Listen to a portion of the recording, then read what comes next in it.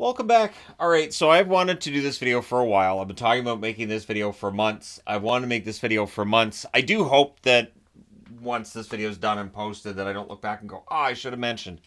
But I wanted to talk about this because this is obviously something we talk about anytime we talk about relocation, expansion. And at the All-Star break, during the press conference, expansion came up because, of course, it did. And Bettman addressed it and brought up some surprises when it comes to expansion interest and where they've had very preliminary discussions at this point. Now, one thing to keep in mind is the locations he talked about. Houston has a metro population, and I'm just going by metro population reported online.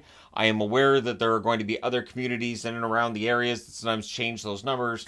But this is something the NHL would be doing his due diligence on if expansion happened. But Houston, 6.802 million people. Toyota Center is a building they could use for NHL hockey. 17,800 is the advertised attendance, at least according to Wikipedia, that they have if they play hockey games at Toyota Center. So that's pretty good, right? Now, Atlanta, of course, is a sticky situation for NHL fans, right? They've had two times where they've had chances and it's been blown. Now, the first time they lost a team, it was because of fan disinterest and they were losing money. The second time around, they lost their building, and a lot of it had to do with ownership that just should not have been NHL ownership. So I do not agree with the narrative that fans didn't support the team the second time around because their attendance was not at the bottom of the league. If a team was going to get moved due to attendance issues, Atlanta would not have been the team that moved. But $6.193 million in the metro population. This gathering at South Forsyth, where they're planning on putting up the new arena, Bettman saying he believes that they can attract more interest in that region than they would have where they had the building before. So Bettman seems to be leaning towards, okay, it could work here when it didn't work there. Also, as I said, it's not the fan interest that was the issue with Atlanta the second time around. But definitely, if you can make sure that the building's sold out most nights, that's going to help. So, while that building's going forward and there's been talk of expansion there, you also have Cincinnati, 1.787 million people in Cincinnati. It does need an arena. When I was looking up arenas in Cincinnati, there's been discussions of whether or not Cincinnati's going to get an arena for some time. And so I would think Cincinnati, and I'm wearing my Cincinnati Stingers WHA jersey. Cincinnati was a team that was going to commit to the NHL back when they expanded using the WHA teams, but Cincinnati was left out of that expansion at the last moment. So there may very well be a situation where you could argue Cincinnati could have and maybe should have had a team in the NHL, an argument that was used when Seattle ended up getting awarded their team in the Kraken because there was the possibility of them getting a team in the 70s that fell through. Kansas City, 1.739 million people in the city of Kansas City. And of course, they've had an NHL team before. It lasted 2 years. It was a disaster, but poor ownership because they moved to Colorado, played as the Rockies, and didn't last that long in Denver either. So Kansas City could use that as a reason to say, hey, the Scouts didn't last, but neither did the Rockies. And now you've got a success story in Colorado. And we'll talk about that at the bottom of the board here. But Omaha is the one that surprised everybody. Omaha, Nebraska, which is right on the border of Iowa. So you get two states for the price of one, right? But they definitely need an arena, and their metro population of 868,000 people, combined with the fact that Nebraska as a whole apparently has 1.9 million people in it, it may not be sustainable. Omaha could work potentially as a minor league franchise, but I don't think it necessarily works as an NHL franchise, and keeping in mind these talks very preliminary. Now, I saved Salt Lake City for last because we know Salt Lake City wants a team. They also know they need an arena. The potential owner, Ryan Smith, basically said they would look to build an NHL arena, that they can't share the same arena as the Utah Jazz. 1.214 million people in Salt Lake City, but Gary Bettman admitting during the press conference they have been the most aggressive in terms of looking at getting a team. And expansion would probably, the funny thing is, I do think that owners would probably prefer expansion over relocation. When you're getting a relocated team, you're getting them with their weaknesses and with their salary cap situation already being what it is. And if you have an expansion team, as we've seen with Seattle and Vegas, you might be able to have more success quicker in the expansion era or the salary cap era. I think it makes it easier to have an expansion team rather than relocation. And before we had the salary cap, I think you would have been fine with either. But I almost think you're better off because then you're starting with zero. There's $0 on. There's no bad contracts. You have no money on the board, and you can start from scratch. And I think, again, with the salary cap being as it is and the fact that it's going to go up, you might prefer to have an expansion team. The other side of that being an expansion team is probably going to cost you more. The rumored price has been maybe around $1 billion for the next expansion fee. Relocation fees aren't usually nearly as high as an expansion fee. And you can make that argument now if you're the NHL based on the success of the most recent expansion teams, which again we'll get to. Now, what's caused a lot of attention and a lot of head snapping is that Bettman, when asked about Quebec City, because you legally have to ask about Quebec City when expansion comes up, and I have to mention it in a video when expansion comes up, he said if they express the type of interests necessary to make it happen, that it'll be reviewed, that the NHL will review it. Quebec City is one of those things where I think, yes, you would make a lot of money in Quebec City. I don't think there's any argument that a Quebec City-based NHL team would make money. The NHL, looking at expansion, very clearly, when they look at expansion, and we can have this debate about whether it's the right reason to expand or the wrong reason, they are looking to create fans in new markets. They are looking to create fans where there may not be as many hockey fans now. And the argument can be made in Quebec City, you already have all those hockey fans. They're already selling a ton of Nordiques merchandise on the NHL site. They'll sell you Nordiques jerseys, hats, flags, scarves, whatever you'd like, and fans eat it up. So right now, they're already making money off the Quebec Nordiques brand. They've already got all these fans in Quebec City as it is, so they don't really need to put a team there. Now, yes, they would make more money if they put a team there, but it definitely feels like there's more to it than just the potential windfall of money coming in through ticket sales. Now, they've said there's no current relocation or expansion interest. This was absolutely echoed again by Gary Bettman at the press conference during the All-Star weekend.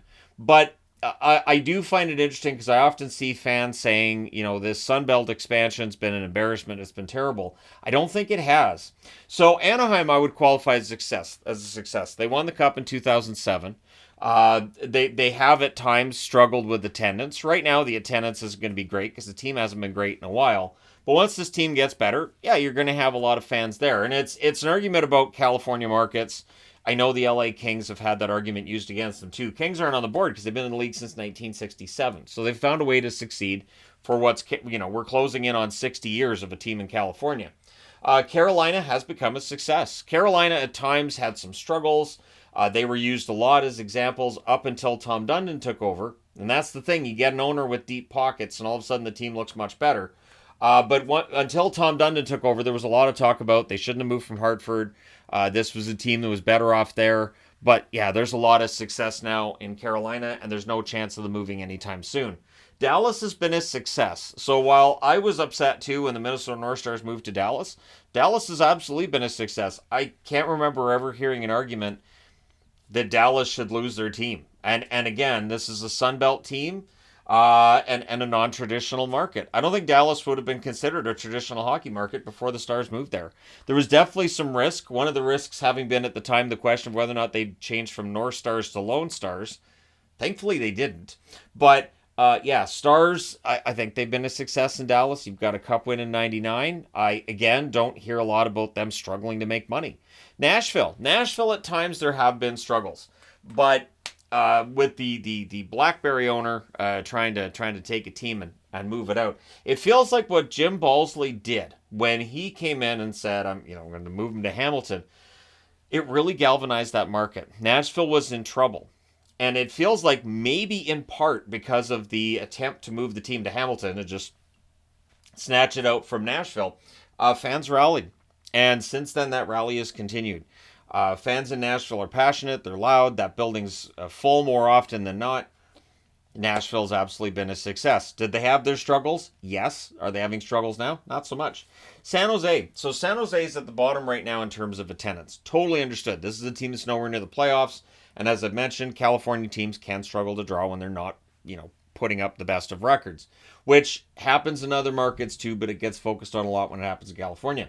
But San Jose is a successful franchise and has been for a very long time. When they came into the league in the early 90s, This was considered the Gretzky expansion era, really, because you get 3 teams in California, in part because Wayne Gretzky went to the LA Kings. Maybe we get the Mighty Ducks movie because Gretzky moves to LA and plays for the Kings, and we might not have an Anaheim Ducks if not for that. Tampa Bay has been a success, and again, Tampa Bay at times there's been talks about how it's a fair weather fan base. You still hear that now, but honestly, I don't get it. I don't agree with that. I think that Tampa Bay fans have been pretty consistent in their support of the team, and that's been a success. Vegas, absolutely a success. And again, the arguments of whether or not fans will support the team when they're not very good. Well, we're into year 7, and they're still supporting the team really well. There have been times where there's some empty seats when the team's not necessarily playing great hockey, but again, that happens in all markets. So I think Vegas has proved to be a success. And so those are, to me, the non-traditional market successes. And this is why Bettman would be looking at markets where they're not necessarily considered, great NHL markets to put the team. So that you're not only making more money from ticket sales, you get more attention from media. You get more attention from an ESPN, where they might be like, hey, they got a team in Cincinnati, they get a team in Atlanta and Houston, and we can put them in all those markets too, and probably get more people watching the game. Now, I would qualify Florida as becoming a success. Now, they've had their struggles over the years. The last year and a half, though, their attendance has been much higher. The on-ice product's been a lot better. Those things are definitely correlating, but it's about time. Florida was so bad as a team for so long and so poorly run. It's nice to see them being run well, and that improved play has seemingly led to better attendance. So I think the Panthers are becoming a more successful franchise. They definitely went through some really lean years and a lot of money that was lost. But again, whether you recoup that money or whatever you do as an owner in order to make up for it, the reality is right now they definitely look like a successful franchise. Now, Arizona stands out, and Arizona is the one that gets used a lot, and I get it. And again, yesterday in the news video after returning home, I kind of agree. Arizona has to get that arena. They have to get it now. I really think this has to resolve itself it's got to be resolved within the next few weeks here. We've got to hear like for Bettman to say, well, they should have a new arena. No, somebody in the board of governors has got to step up and say, all right, that's enough. They've had years. We've given them years, and then make a decision on what you're going to do. Whether you're going to keep Mariuello in as one of the owners, you're going to work with him to fix it, or do a Livingstone. Just change the name of the league and just move all the teams over. Whatever you're going to do, I think Arizona does need to be resolved. But this is the one that gets used to try to discredit success with creating new markets. But I think the NHL's done a good job of creating new markets for hockey. And we're seeing hockey being played on a more organic level and at a lower level as well in a lot of these locations.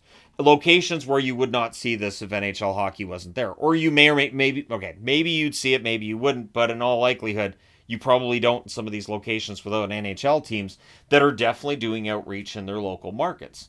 And that's likely part and parcel of what the agreement is between them and the National Hockey League, that they say, look, here's what we're doing at a grassroots level, and it works. It works. It takes some time, but it works. And it definitely creates some interest. Now, there are traditional markets that the NHL's moved into during the Gary Bettman era, or a little bit before as well, keeping in mind San Jose's a little bit before.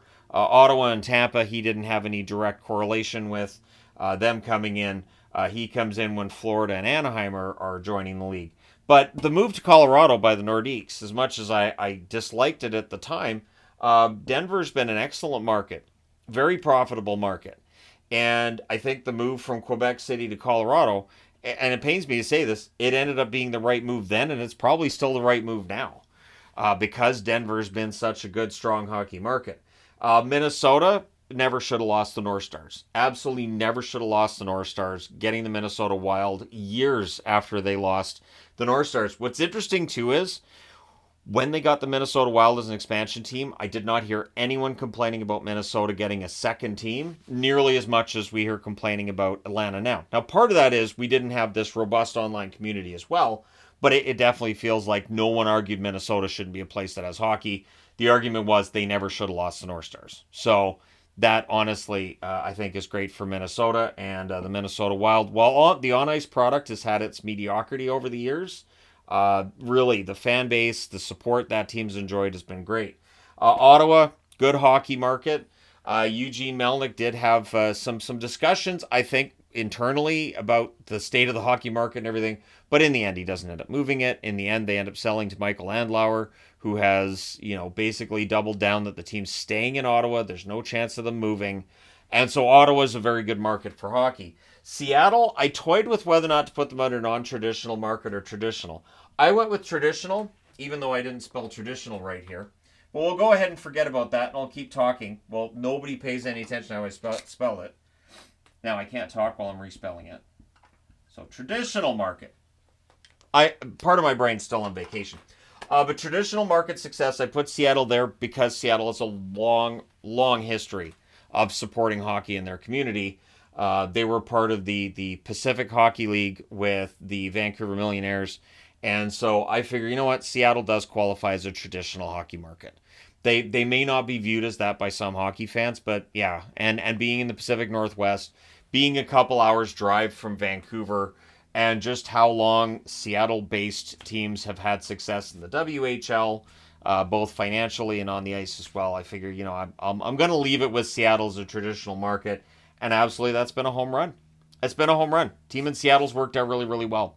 We're into year 3. I know that's still early, but it's been a home run thus far. Then you've got the Jets. The Jets returning to Winnipeg from Atlanta, that thing that nobody ever thought would happen, that Winnipeg got their team back.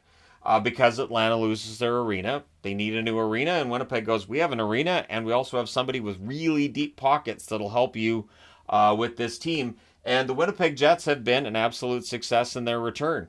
So I don't necessarily know that there's any negativity towards a Quebec City bid.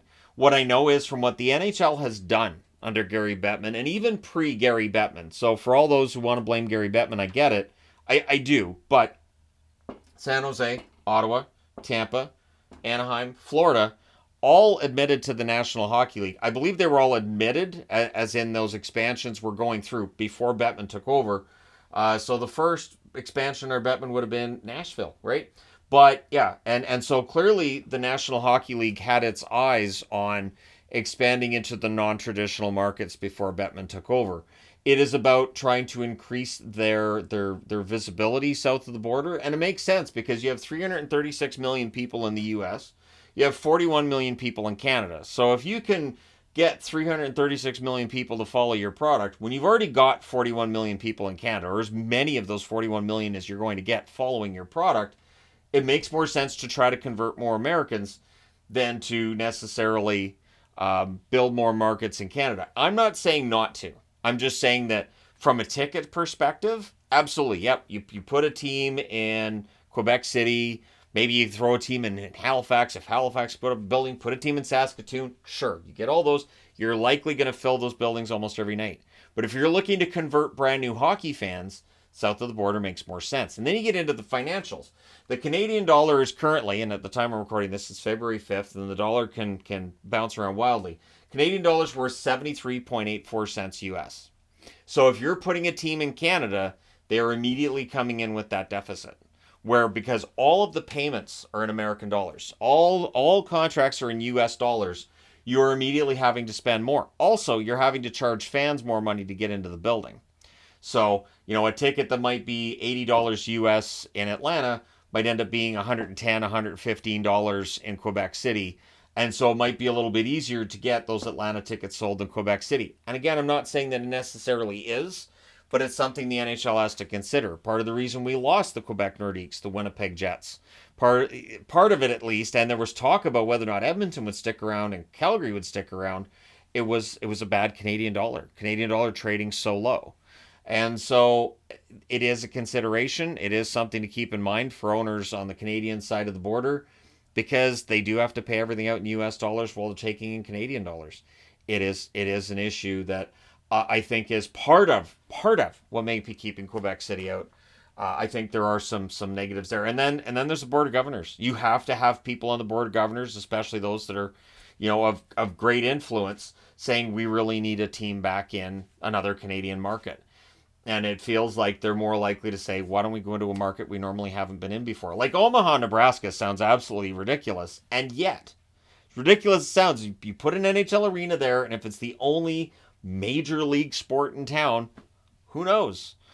So it'll be interesting to see what the NHL ideally ends up doing here. And again, do I want a Nordiques team back? Heck yeah, I do. I got magnets paid up. I got jerseys. I've got everything you can imagine Nordiques related. That's all set for the day the Nordiques ever come back. But it does feel like the Nordiques are more of a maybe if. So like if they did go with say 4 teams, they go up to 36 teams, then you would, say Houston, Atlanta, Kansas City, or Cincinnati, and then you look at Quebec, right? And then you'd also look geographically and say, all right, so which of these makes sense? We're going to put a new team in each division. Okay, so does Quebec make more sense in the same division as Boston, Montreal, Toronto than perhaps one of these other teams? And if Atlanta ended up in the same division as Tampa Bay and Florida, right? So there's a lot to consider here. I have noticed the Americanization of the product with so many sponsors everywhere. I think that, the puck tail, I don't like the puck tail. I really don't like the puck tail. But a lot of this gets done because they're looking to win over new fans. It's for the casual fans they want to win over. It is a balance, right? You want to get these new fans without losing your established fan base. But it feels like if the NHL was going to lose that established fan base, it probably would have happened already, because there were a lot of people that were angry when Vegas got a new team, and then they were equally angry in some cases as well with Seattle getting a new team because of the Quebec City, whether you want to see it as a snub, whatever you want to see it as, Quebec City not getting a team. But we haven't seen a drop in league revenues. We haven't seen a drop in interest in the National Hockey League. So I think that emboldens them to make further changes. But I do agree that Arizona's that one that's kind of out there. Before you can even think about any kind of expansion, you have to decide what's going to happen with the Arizona Coyotes. And if they're not going to get that new arena as soon as possible, then you need to look at potentially a relocation. I think with Salt Lake City, they want that as an expansion team. I think ideally they want that as an expansion team. This is an aggressive owner, and I think having a brand new team with a clean slate, as I mentioned earlier, probably the best case scenario.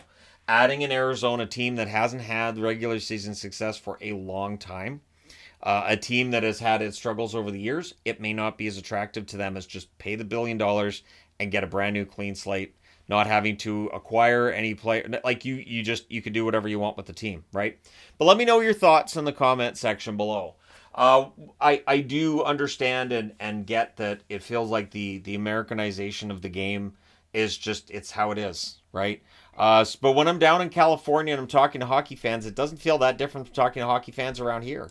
So to me, hockey fans are hockey fans. And when I've meetups in Coquitlam versus Anaheim versus Las Vegas, wherever we've had meetups, I just talk hockey with hockey fans. And it's the same discussion. I don't roll my eyes and think, oh, I'm going to have to explain the game to people. I don't. They get it. And I think the NHL understands that, this is definitely a situation where they should be able to grow the game. And they know that people are going to be upset if they decide to go with the American options over Canadian options. But I think it's a gamble that's paid off for them to this point. But again, let me know your thoughts in the comment section below. As always, don't forget to hit like and subscribe in the event you haven't done so already. I hope I did the subject matter justice here, because it is something I've wanted to talk about. It's something I've thought about with every vacation we've gone on. And I paid particular interest this time around, going through the Anaheim arena, talking to fans when I was coming through the arena, people who knew my channel and talked to me, and just thinking to myself, it's just hockey fans. We're just hockey fans. I don't care where they're from. I've always said I don't care where the views come from geographically. It's not a big deal to me. If they're all in the States, they're all in the States. If they're all in Canada, they're all in Canada. Anybody wants to watch my product and consume my videos, absolutely great. That's cool. And I enjoy talking hockey with hockey fans from all walks of life and from all areas in North America. So far, someday it'll be Europe as well. But anyways, thank you guys so much for all your support. I will talk to you again soon.